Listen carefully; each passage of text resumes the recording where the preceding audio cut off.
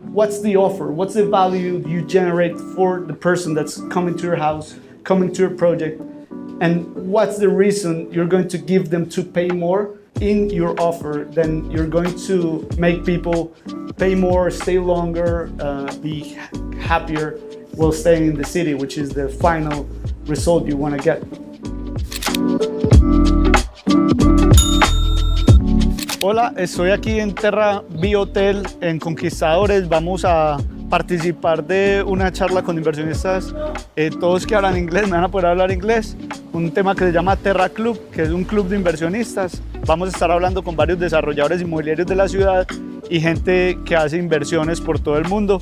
Así que vengan, los invito. Todo lo que hablemos en inglés se los voy a poner subtitulado. Vamos.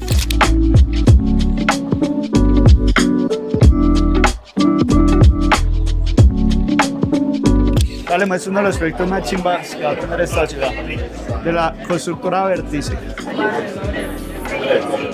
No le digo dónde, ni le digo cuántos pisos va a tener, ni cómo va a llamar, pero ya después lo va a ver. Después les contamos.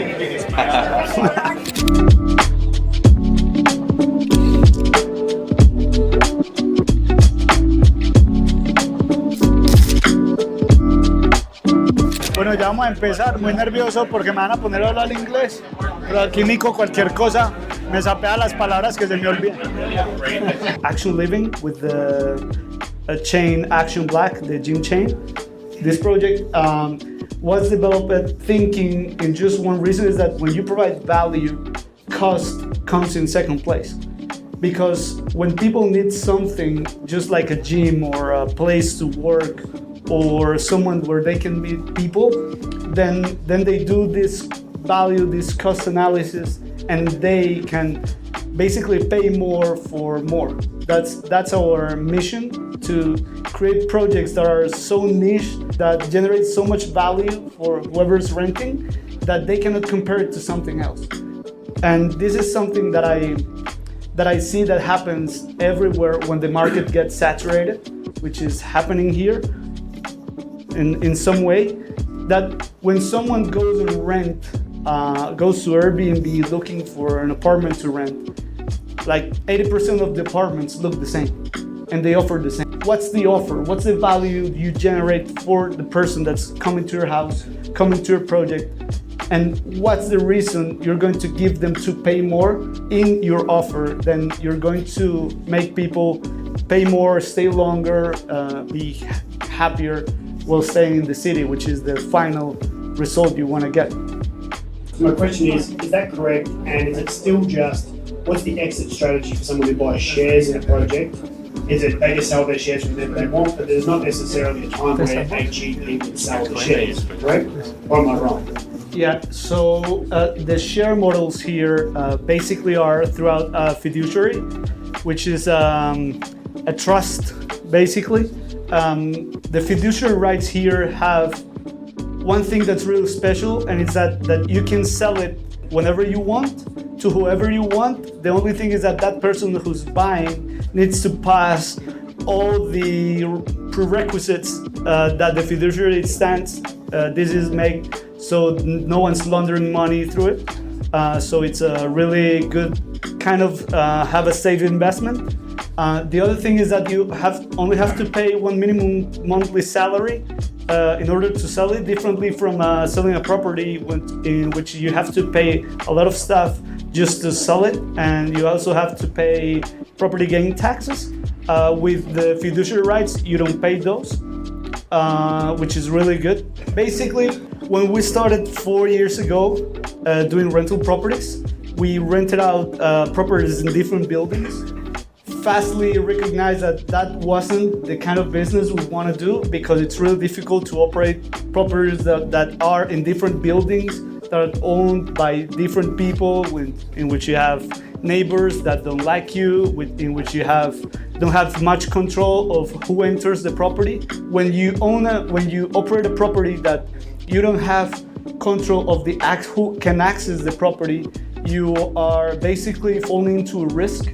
Then we moved to basically managing the entire building, And when you do that, you have access to control the receptionist, the security, cameras, everything. So when you have access control, which is something that you have to look at when you get a property, put it on Airbnb, that's a type of unique operator inside of a building. And there's another type, which is a unique operator of all the units in the building.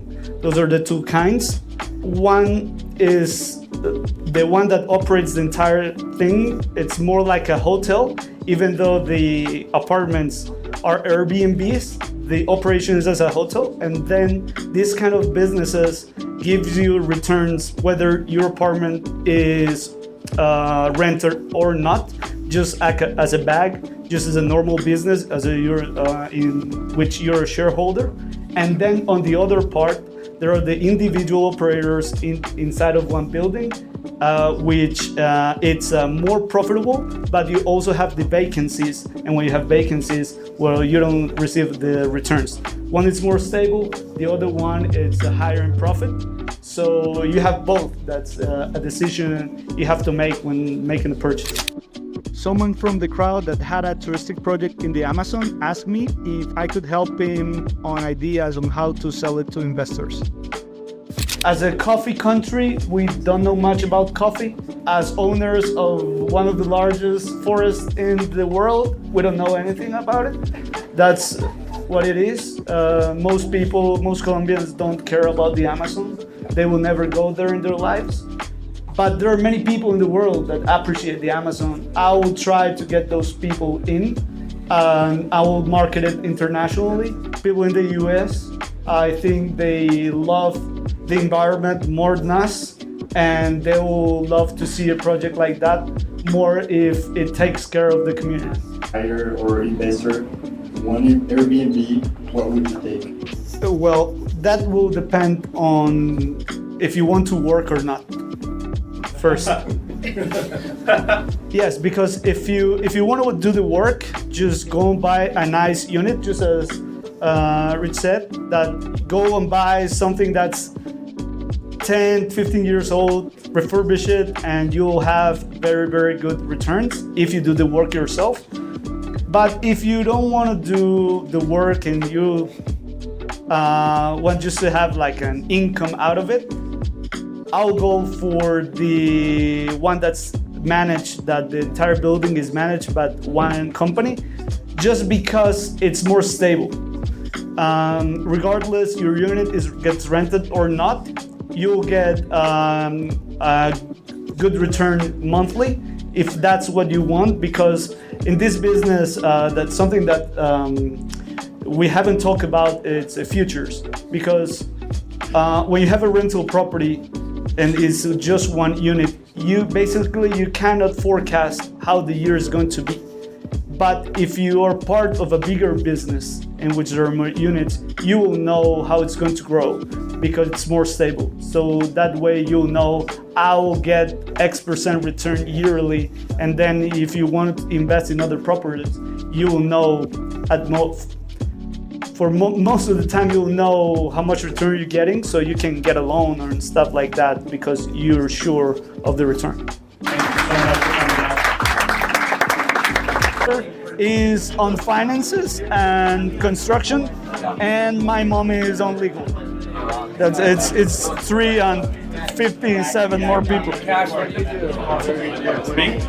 I was going to say, I'll text you. I live right next to. I have a YouTube channel and we help foreigners come here and stuff. So might be able to do something. Easy, sure, anytime. I'd be very interested. Following you guys when I check your website. It's just amazing projects. No, I know, but I stuck up on me. I usually know what's going on here.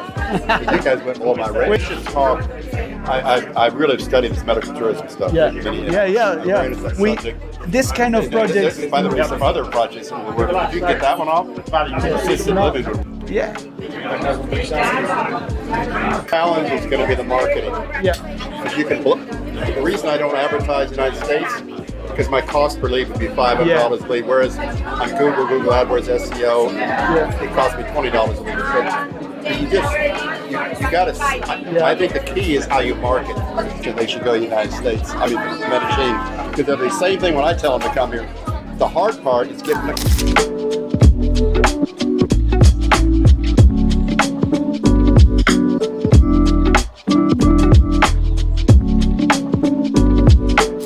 ya para despedirnos, estoy aquí con Mateo de Vértice, que es una de las constructoras de vivienda más bacanas del país. Conocimos gente muy bacana, me puse muy nervioso hablando inglés. Vimos mucho de cómo se está moviendo el tema de renta turística, se habló de inversión, se habló del futuro, se habló de temas malos, de temas buenos, de rentabilidades. Mejor dicho, súper bacano, espero les haya gustado todo este contenido y venimos con más y con Vértice de pronto con un proyecto Pepa, se los estoy mostrando, nos vemos. Y bueno, mientras voy por la hermosa Medellín, que voy a almorzar con mi madre, les quiero contar un poquito de cómo me fue en este evento. La verdad que un evento muy bacano, fue un evento donde se congregaron inversionistas extranjeros y también estábamos desarrolladores y vendedores de bienes raíces que se enfocan pues en este gremio. Y se discutió mucho sobre cuál va a ser el futuro turístico de la ciudad, dónde vemos nosotros que se va a empezar a desarrollar más o menos el tema de rentas cortas, el tema Airbnb. Vemos pues que la nueva alcaldía tiene el foco turístico para la ciudad, de cuidar la ciudad, de no dejar pues que la gente venga y haga lo que le dé la gana. Eso va a ser muy bueno para el turismo. Se sintió un clima muy esperanzador, la gente muy animada. Me sorprende muy gratamente el amor que los extranjeros le tienen a la ciudad. Por lo menos esa gente con la que estábamos reunidos se les siente que quieren la ciudad, que no quieren que se dañe. Ellos mismos hablando de que hay un tipo de turista que es malo, que todos sabemos que existe y que ojalá vinieran cada vez menos, pero me gustó ver que el extranjero viene y siente sentido de pertenencia por la ciudad, que al final eso es lo que importa, no si viene o no viene gente, sino que la gente quiera lo de Medellín y lo cuide, sea de donde sea o venga de donde venga. Nos vemos. Bueno, muchas gracias por llegar hasta acá, hasta el final del video. Esta parte la quiero hacer en agradecimiento a Francisco y Amit por invitarme a este evento Terra Club.